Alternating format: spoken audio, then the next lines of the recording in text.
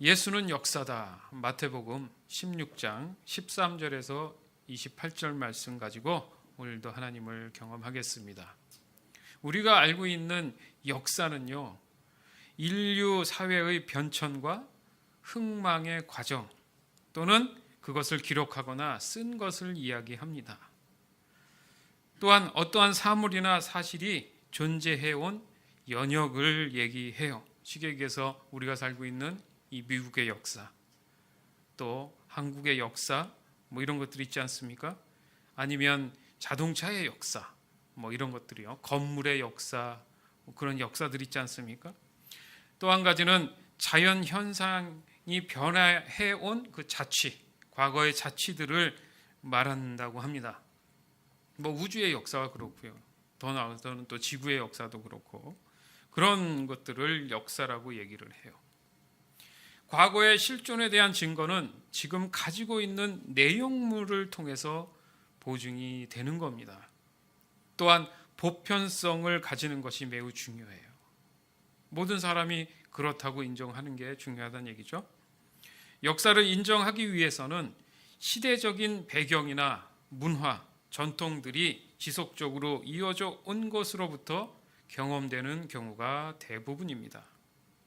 따라서 역사는 어떤 형태의 흐름을 가지고 있다라는 얘기예요. 즉 지속성을 가지고 있다라는 얘기입니다. 결국 모든 것은 시간이 말해준다고 보는 것입니다. 시간은 역사를 주관해 왔어요. 왜냐하면 모든 시간 안에는 모든 역사들이 담겨져 있기 때문입니다. 역사에 있어서 왜곡은 불가능합니다. 왜냐하면 언젠가는 그 왜곡이 시간을 타고 드러나기 때문입니다. 사람들은 이런 역사에 대한 관심이 굉장히 많아요. 왜냐하면 사람들은 확실한 것을 원하기 때문입니다. 또한 자신의 판단을 돕는 데 매우 중요한 동기부여가 된다고 생각하기 때문입니다. 그 결과 예수님의 실존과 역사에 대한 논쟁은 다양한 방법으로 설명하려는 그런 노력들이 지금까지도 진행되고 있습니다. 즉 예수님이 역사적인 사실이냐 아니냐에 대한 관심이 많다는 거예요. 솔직히 예수님이 역사이면 안 되는 이유가 있습니까? 뭐가 그렇게 논쟁이 될까? 예수님이 과거에 악행을 저지른 그 희대의 범죄자라도 되는 겁니까? 도리어 그런 인물이었다면 반드시 사람들은 역사적으로 남겨놓고 기억하려고 할 것입니다. 우리가 말하는 기독교라는 말 있지 않습니까? 기독교의 기독이 뭔지 아세요? 그게 한자입니다. 그래서 우리 한국 사람들이 쓰기에는 좀 이해가 안 될 수 있지만 쉽게 얘기하면 그리스도라는 표현을 하면 더 쉬운 거예요. 그리스도. 결국 그리스도, 즉 구원자를 신앙으로 받아들이고 따른다는 뜻인 거예요. 또한 그리스도는 구약에서 메시아와 같은 말입니다. 그리스도, 메시아, 이것은 유일성을 가지고 있습니다. 따라서 유일하신 실존의 예수님이 우리에게 오셨고 그 예수님을 믿고 받아들이고 그것을 신앙으로 인정하는 것을 이야기하는 거예요. 그래서 예수님은 스스로 자신을 길이요 진리요 생명이라고 밝히셨어요. 그런데 여기서 중요한 것은 예수님에 대한 예표가 분명히 우리가 알고 있는 창세기부터 언급이 돼 있다라는 겁니다. 어느 날 갑자기 오신 게 아니라는 거예요. 이게 역사성하고 관련이 있기 때문에 그렇습니다. 즉 이것이 역사성과 실존에 대한 시간적 증명으로 봐야 한다는 거예요. 어느 날 듣도 보도 못한 어떤 한 인물이 툭 튀어나와서 내가 구세주다라고 얘기한다면 여러분 신빙성을 갖겠습니까? 매우 어려운 일입니다. 그러나 역사는 그 유산이나 유물이 반드시 그 결과물로 흔적처럼 남아있는 경우가 대부분이라는 얘기예요. 또한 그 옛날 나라들을 보면 역사를 얘기했을 때 그 실존을 받아들이기 위해서 많이 의존한 부분이 바로 문자적인 전승입니다. 그렇죠? 과거의 역사책들을 이렇게 보면서 그 당시에 그런 역사가 있었구나라는 실존을 가능한 한 받아들이려고 하지 않습니까? 그럼에도 불구하고 성경 또한 이렇게 글로 남겨진 것임에도 불구하고 그것을 사실에 근거하는 데 있어서 많은 논쟁을 가지고 있었다라는 거예요. 따라서 이제는 우리의 관점에 혁신이 좀 일어나야 된다는 겁니다. 영적인 것, 신앙적인 그 측면만 강조하다 보니까 신비주의나 주관적 그 해석으로 인해서 허무적인 결과를 초래할 수도 있었다라는 것입니다. 모든 성경 안의 내용들을 이렇게 보면 하나님은 스스로 살아계신 것과 그 역사의 사건 안에서 사람들을 통해서 현실화시켰다는 것을 볼 수 있습니다. 그리고 하나님도 언제나 존재에 대한 역사적 근거들을 확증하시는 모습을 볼 수가 있다는 거예요. 가장 인류적 역사의 방법이 무엇인가? 그러니까 실존에 대한 확증을 갖는 그런 역사적 방법이 무엇인가? 하나님의 방법은요, 이스라엘이라는 한 나라, 그 민족을 선택하셨어요. 그래서 그들을 통해서 하나님의 실존을 나타내신 겁니다. 인간이 이해하기 쉽도록 하기 위한 하나님의 실존적 방법이라는 거죠. 또한 성경의 대부분 보면 등장하는 인물들을 그냥 그 인물의 이름만 쓴 것이 아니라 계보, 족보를 사용해서 하나님께서 밝히는 것을 볼 수 있고요. 실제 존재하는 그 지역이나 지명 또한 상당 부분 일치합니다. 또 일상에서 벌어지는 그런 사물들이나 또 인간 스스로가 가지는 갈등의 문제 또한 지금도 공감할 수 있는 실존적 방법으로 시간 위에 역사를 진행하고 계셨다는 거예요. 이스라엘을 보면 전통이 있지 않습니까? 율법에 의한 그런 제사법이나 이런 거 있지 않습니까? 그것을 지금도 이어서 계속 행하고 있어요. 과거의 역사가 있었기 때문에 그대로 행하고 있다는 얘기입니다. 마치 한국의 그 전통들이 조상으로부터 이어받아서 지금도 그렇게 하는 것처럼 말입니다.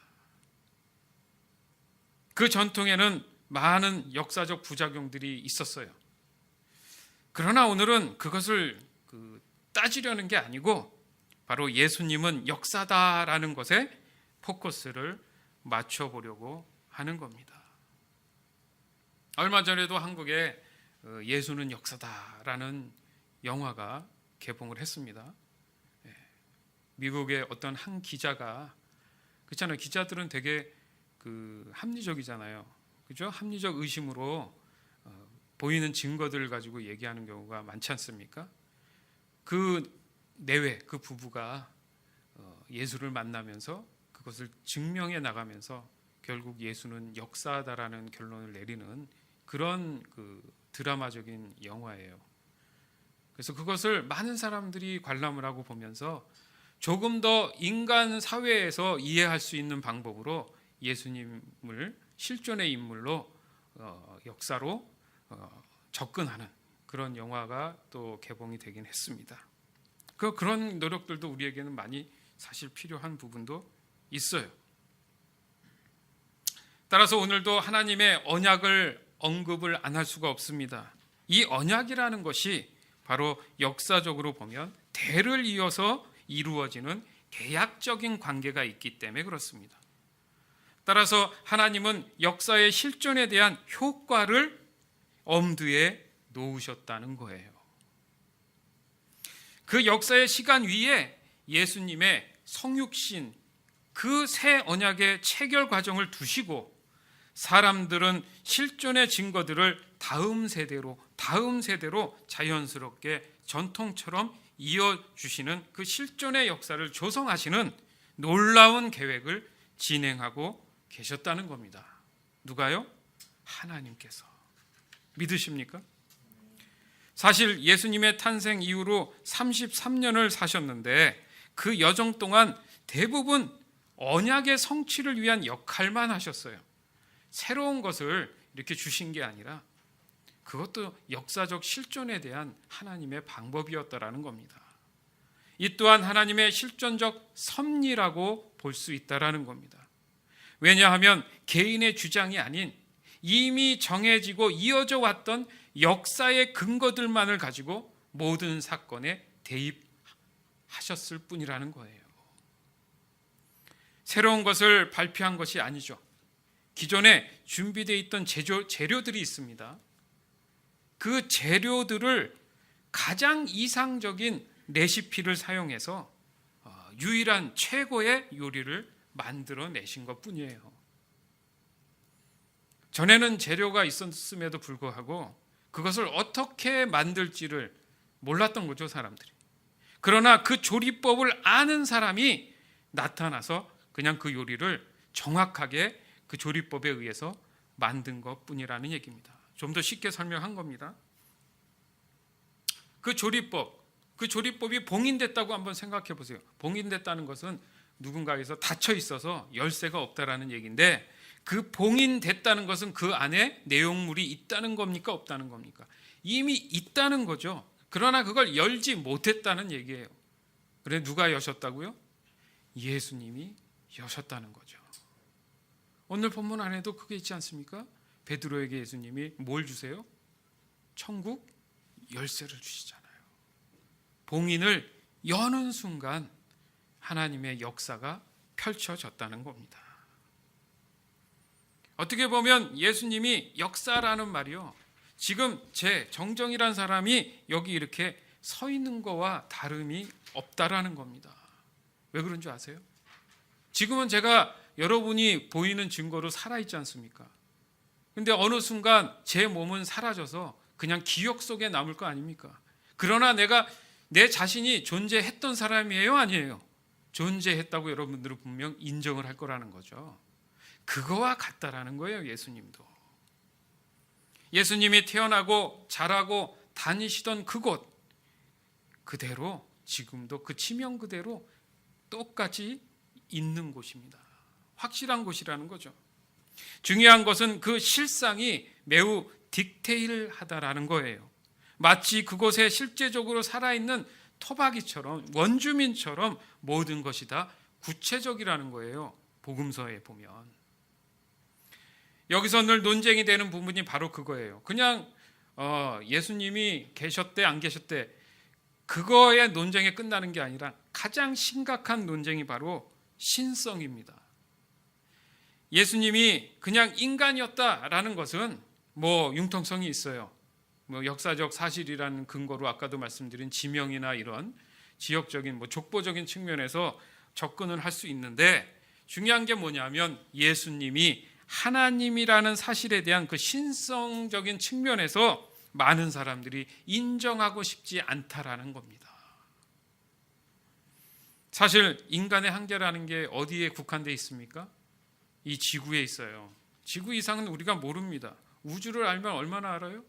그냥 우주선 하나 띄웠다고 우주를 다 아는 겁니까? 아니죠. 멀리서 보는 것뿐이에요. 그 이상은 할 수 없는 게 우리의 모습인데, 만약 그 지식이 더 커져 있는 사람이 있다면, 그 이상을 알 수 있는 사람이 있다면 아마도 신의 존재에 대한 만남을 분명히 가질 수 있을 겁니다. 그러나 그 누구도 그것을 그렇게 만난 사람은 지구를 넘어서 없다라는 거죠. 좀 더 쉽게 또 접근해 보겠습니다. 수많은 경우 슈퍼내추럴에 대한 경험들이 있어요. 많은 얘기를 들었어요, 여러분. 그렇죠? 많은 것을, 그런 것을 미디어를 통하던가 책을 통해서도 많이 경험을 했습니다. 인간의 그 이성으로는 모르는 그 영역이 분명히 있습니다.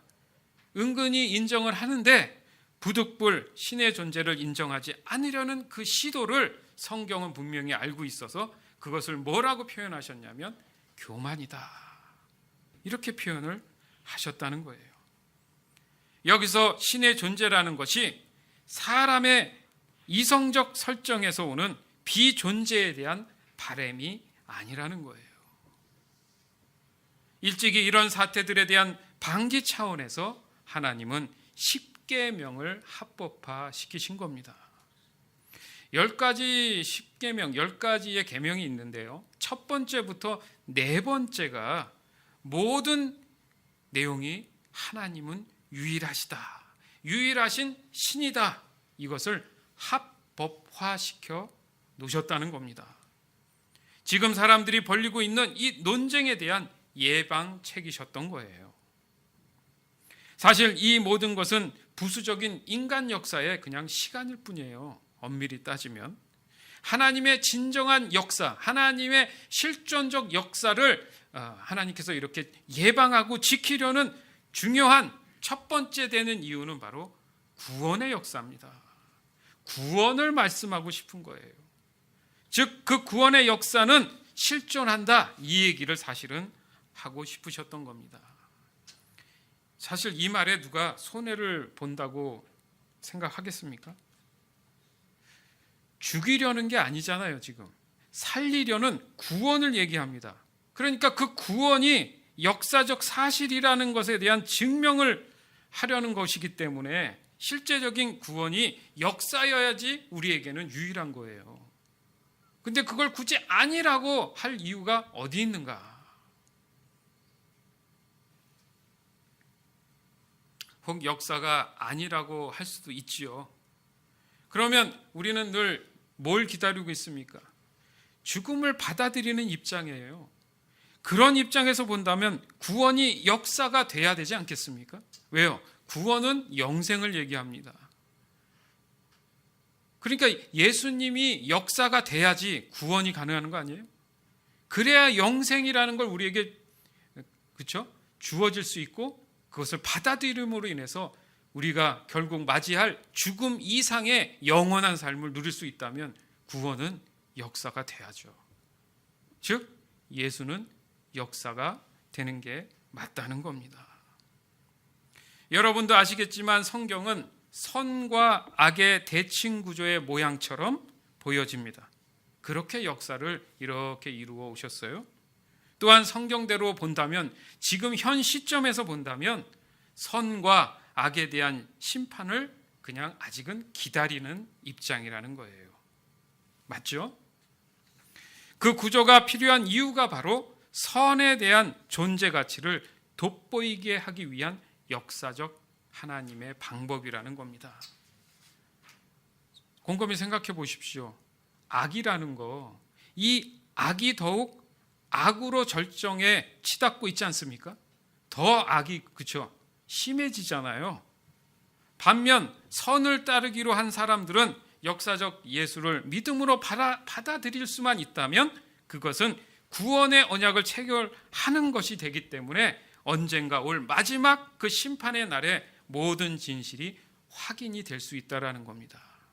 악은 악대로 치닫아가지만은 하나님이 원하시는 그 구원을 향한 선을 내가 받아들일 수 있다면 결과적으로 나중에 그 마지막 심판 때에 그것이 확실해진다고 성경을 말씀하시고 있어요. 예레미야 30장 22절에서 24절. 그러므로 너희는 나의 백성이 되고 나는 너희의 하나님이 될 것이다. 보아라, 여호와께서 크게 분노하셨다. 심판이 폭풍과 태풍처럼 와서 악한 백성의 머리를 쳤다. 백성들을 다 벌하시기까지 여호와의 분노가 그치지 않는다. 계획하신 심판이 끝나기까지 진노를 거두시지 않는다. 마지막 날이 오면 너희가 이것을 깨달을 것이다. 아멘. 이게 예레미야서는요 꽤 오래전에 쓰여진 책입니다. 그런데 어떻습니까? 이 말씀들이 지금 점점 더 확실해지고 있는 느낌 안 받으세요? 그 마지막 때에 과연 하나님이 살아계셨구나, 예수님은 역사시구나, 그때 가서 후회하면서 땅을 치면서 얘기한들 그 사람에게는 그 구원의 기회가 주어지지 않을 수도 있다라는 아주 무섭고 두려운 상황이라는 거예요. 지금 내가 온전한 신실함을 가지고 신앙생활 하는 것, 그래서 지금 이렇게 중요하다고 이렇게 열심으로 서로가 기도하면서 그것을 붙잡고 있는 겁니다.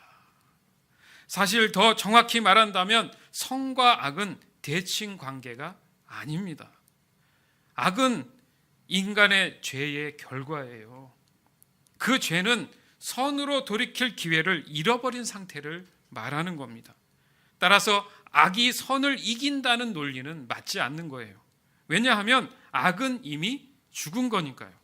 그러니까 인간이 죽음을 자연스럽게 기다리고 있지 않습니까? 똑같이 악도 자연스럽게 그 결과를 기다리는 역사일 뿐이라는 거예요. 말하자면 시간 문제죠. 때는 오는데 아직 그 시간이 아직 안 됐기 때문에 모르지 이미 죄악은 끝난 겁니다. 사망이에요, 그 자체가. 근데 그 사망이 어떻게 생명을 이깁니까? 선을 이길 수가 없는 거예요. 선이 그 악을 봐줘야 선으로 넘어올 수 있는 거예요. 믿으십니까? 따라서 선은 다릅니다. 역사적으로 볼 때 인간들 스스로는 인간의 자기 존엄을 선을 추구한다고 착각하고 있어요. 말하자면 흉내를 내는 겁니다. 하나님을 흉내내는 거죠. 인간의 선은 완벽하지 않습니다. 마음에 오는 창조적인 그 양심에 의해서 마음속에 메아리가 뭔가 친다는 생각에 죄에 대한 합리화를 가지고 있다고 볼 수 있는 거예요.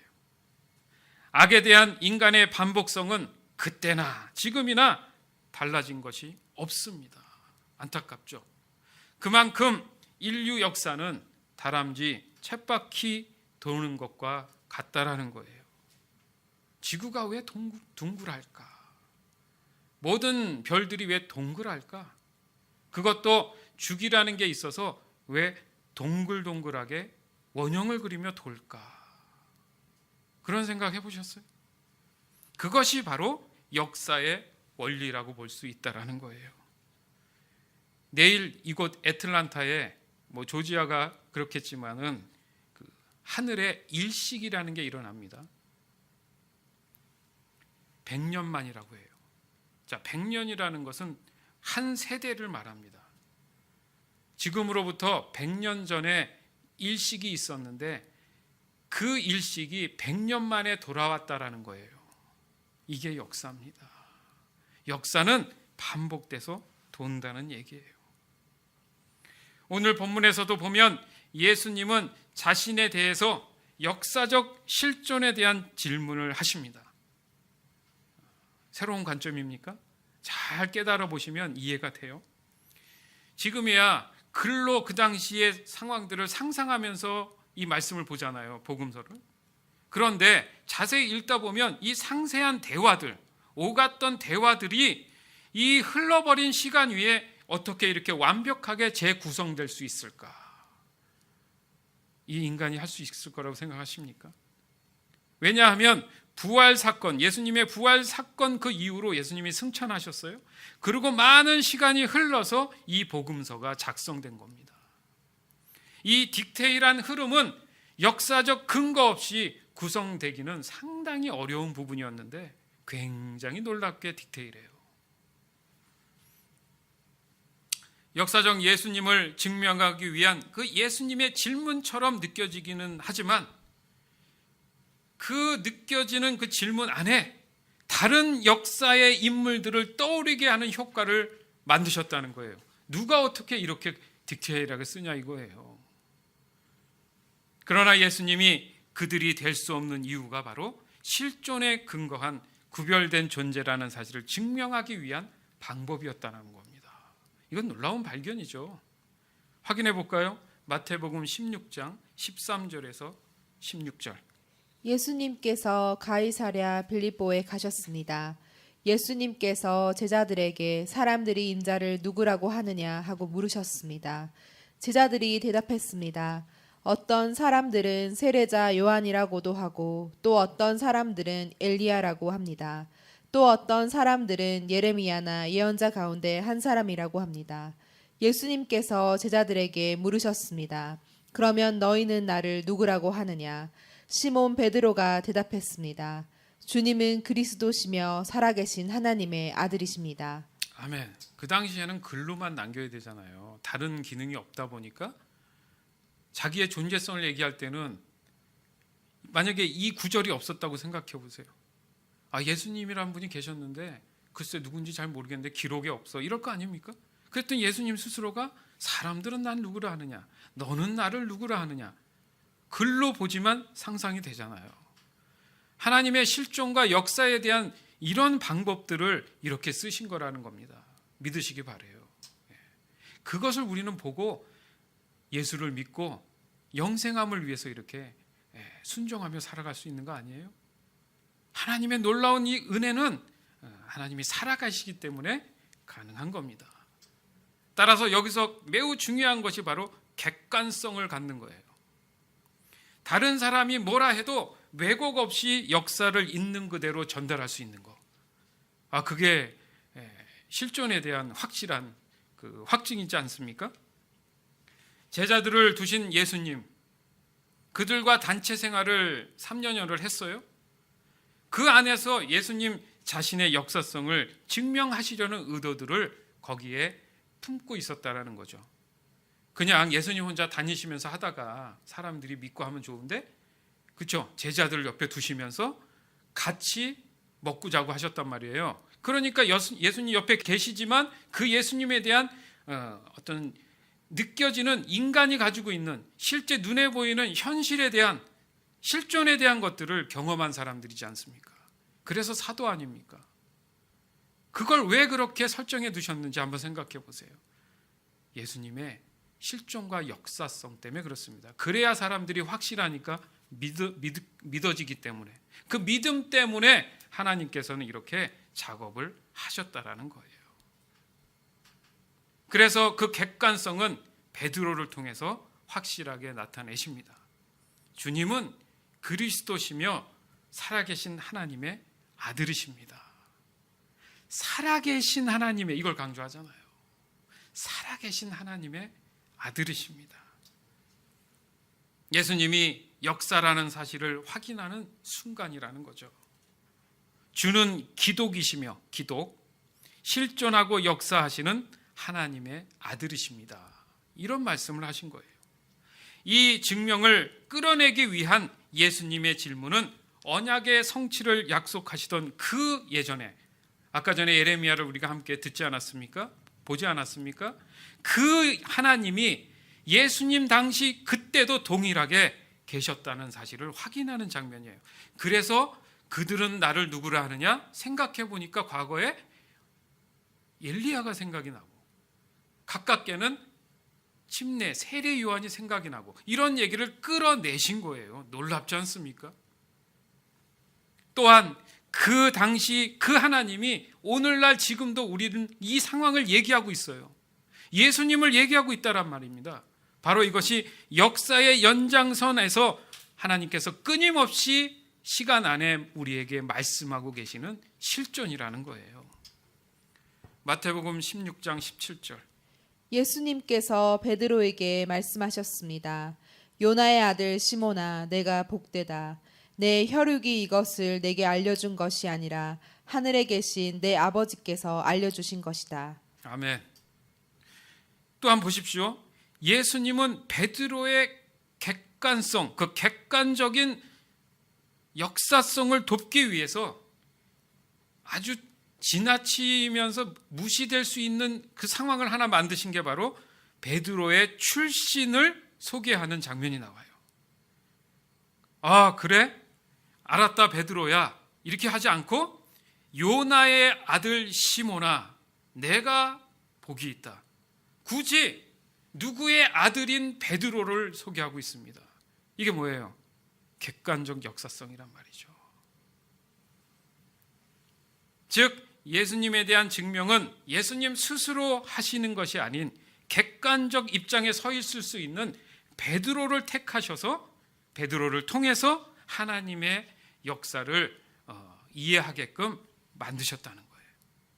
이 또한 하나님의 역사적 사실을 특정한 사람들을 통해 일하신다는 것에 대한 확인이 다시 한번 되는 장면입니다. 아울러 객관성을 위한 베드로의 주관성을 또 여실없이 보여주시게 돼요. 더 확실하게 하기 위해서. 물론 이 주관성은 베드로만의 문제는 아닙니다. 그 자리에 어떤 누구도 가능성이 있는 거예요. 그날 해필이면 그 역할을 베드로가 했을 뿐인 겁니다. 마태복음 16장 22절에서 23절. 그러자 베드로가 예수님을 붙들고 말렸습니다.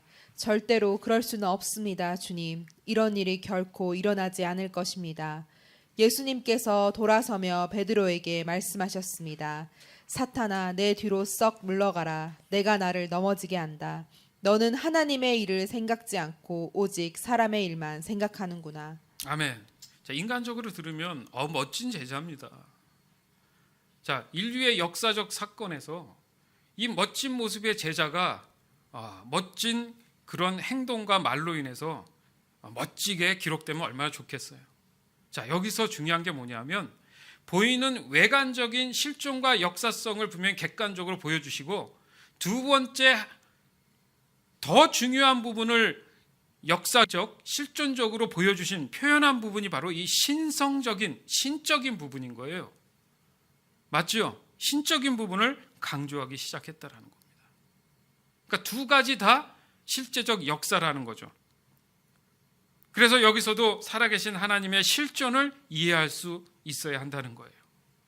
방금 전까지만 해도 정말 예수님이 원하시는 답, 하나님이 원하시는 답을 했음에도 불구하고 또 다른 자신의 주관성에 대한 신뢰를 순간 해버리는 거였습니다. 그건 방심이죠. 방심인 거예요. 따라서 결코 예수님의 길은 왜곡이 없다라는 것을 증명하는 아주 매우 중요한 장면이라는 거예요. 하나님 말씀이 그러니까 심오한 겁니다. 어떻게 이렇게 디테일하게 표현할 수 있냐 이거예요. 소설을 써도 이렇게 쓸 수는 없어요. 왜? 사실이니까. 사실이니까. 신이 가지는 절대 능력을 과시하기보다는 하나님의 역사에 순응하는 이 예수님의 담대함은 예수님이 실존의 역사라는 사실을 다시 한번 증명하게 하신 거예요. 너는 하나님의 일을 생각하지 않고 오직 사람의 일만 생각하는구나. 사람의 일만 생각하다 보니까 예수가 역사냐 아니냐 이걸 따지고 있다라는 거죠. 왜요? 어떤 상식에서 본인들이 알고 있는 지식과 경험과 상식에서 그 교만으로 인간의 생각 안에서 하나님을 이해하려고 하니까, 예수님의 역사를 이해하려고 하니까. 누가 그렇게 했어요? 베드로가 그렇게 했잖아요. 그런데 예수님의 의도는 뭡니까? 거기서 끝나는 게 아니다. 그 너머에 살아계신 하나님에 대한 실존적 의미까지 부과가 돼야지만이 인간을 얘기할 수 있다라는 거죠. 인류의 역사를 얘기할 수 있다라는 겁니다. 그게 하나님의 일이거든요. 아까도 말씀드린 하나님의 역사는 구원의 역사를 말씀하시기 때문에 그렇습니다. 따라서 하나님의 일은 선입니다.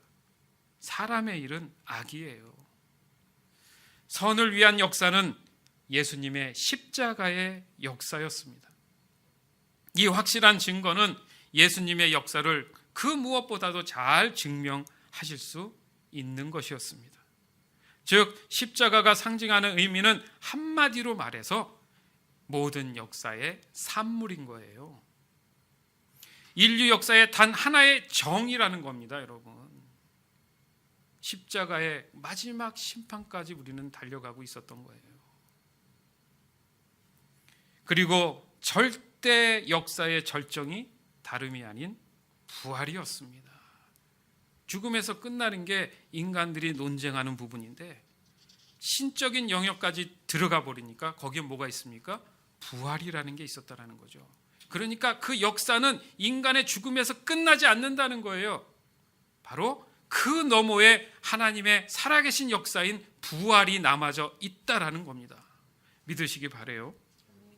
즉 새 언약의 역사는 율법과 복음의 만남을 통해 이루어졌습니다. 또한 구원의 완성을 이루실 그 마지막 날에 대한 믿음의 소망을 경험하고 있는 지금 이 순간이 우리가 살고 있는 지구의 과거며 현재며 미래라는 왜곡 없는 진실한 역사를 말한다는 거예요. 새 언약은 역사입니다. 이와 동일한 말이 예수님은 역사입니다. 이 같은 말이어야 된다는 거죠. 왜냐하면 하나님은 이미 그 역사를 위한 예언을 합법화 시키셨습니다. 예레미야 31장 31절에서 34절. 보아라, 날이 이를 것이다. 나 여호와의 말이다. 그날이 오면 내가 이스라엘 백성과 유다 백성에게 새 언약을 세울 것이다. 그 언약은 내가 그들의 조상의 손을 붙잡고 이집트 땅에서 끌어내던 때에 세운 언약과 다른 것이다. 나는 그들의 남편이 되었으나 그들은 그 언약을 깨뜨렸다. 나 여호와의 말이다. 그러나 내가 그날 이후에 이스라엘 집과 언약을 맺을 것이니 나의 법을 그들의 마음속에 두고 그들의 가슴에 새겨두어 나는 그들의 하나님이 되고 그들은 내 백성이 될 것이다. 그날이 오면 각 사람이 자기의 이웃이나 형제에게 여호와를 알도록 가르칠 필요가 없다. 이는 모든 백성이 나를 알게 될 것이기 때문이다. 내가 그들의 허물을 용서하고 그들의 죄를 다시는 기억하지 않겠다. 아멘. 이스라엘에 국한된 그런 구원의 역사였는데 이스라엘이 그것을 틀어버렸습니다. 언약을 깼다는 얘기죠. 그러다 보니까 하나님께서 이제 지구상에 있는 모든 자들에게, 이방인들에게도 구원을 베푸시는 역사를 이루십니다. 그래서 새 언약이 바로 예수님이 되신 거죠. 믿으십니까? 그리고 그 법이 그들 마음 안에 두고 그들의 가슴에 새겨두어서 그들의 하나님이 되고 그들은 나의 백성이 된다. 예수님이 모든 것을 십자가상에서 끝내셨잖아요. 그래서 우리는 우리 안에 그 예수님이 이미 번제물로, 영원한 번제물로 들어와 계시기 때문에, 제사장이 되신 또 예수님이 되시기 때문에 우리의 죄된 것들은 모두 자유해진다는 거예요. 그러니까 보여지는 게 아니라 신적인 내적인 부분에서의 그 실존의 역사성이 드러나기 시작하겠다는 하나님의 예언이셨던 겁니다. 그리고 새 언약의 정의를 증명하신 그 예수님이 바로 마지막 날에 역사적인 심판자로 세워지셨다는 거예요. 여러분, 예수님은 역사이십니다. 이것은 내가 여기 서 있기까지 확실한 시간들에 대한 존재가 있었다는 것과 같은 거예요. 예수님 또한 그 시간에 대한 역사를 갖고 계신다는 얘기입니다. 그리고 그 연속성으로 부활이라는 유일한 신성을 통해서 역사의 시간에 제한받지 않는 영원하신 살아계신 하나님의 무한성을 보여주고 계신다는 거예요. 따라서 지금 우리에게 절실하게 필요한 것은 예수님이 역사라는 것을 증명하는 일에 에너지를 소진할 것이 아니라 이미 증명하신 역사를 따라서 구원의 길에 들어서는 것이 현재로서는 더욱 시급한 일이 것입니다. 예수님은 역사가 아니다. 그러니까 예수님을 역사로 받아들이지 않는다면 그 역사는 없는 겁니다. 반면 예수님을 역사로 받아들인다는 것은 어마어마한 우주의 비밀을 깨닫게 되는 계기가 된다는 거예요. 마태복음 16장 24절에서 28절. 그때 예수님께서 제자들에게 말씀하셨습니다. 만일 누구든지 나를 따라오려면 자기를 부정하고 자기 십자가를 지고 나를 따르라. 누구든지 자기 목숨을 건지려고 하는 사람은 잃을 것이다.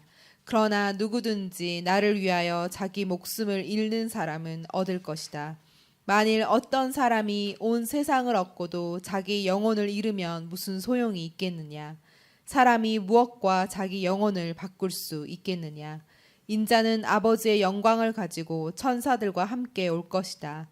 그때는 사람의 행위대로 갚아줄 것이다. 내가 너희에게 진정으로 말한다. 여기 서 있는 사람 가운데 몇몇은 인자가 자신의 나라에 오는 것을 볼 때까지 죽음을 맛보지 않을 사람도 있다. 아멘.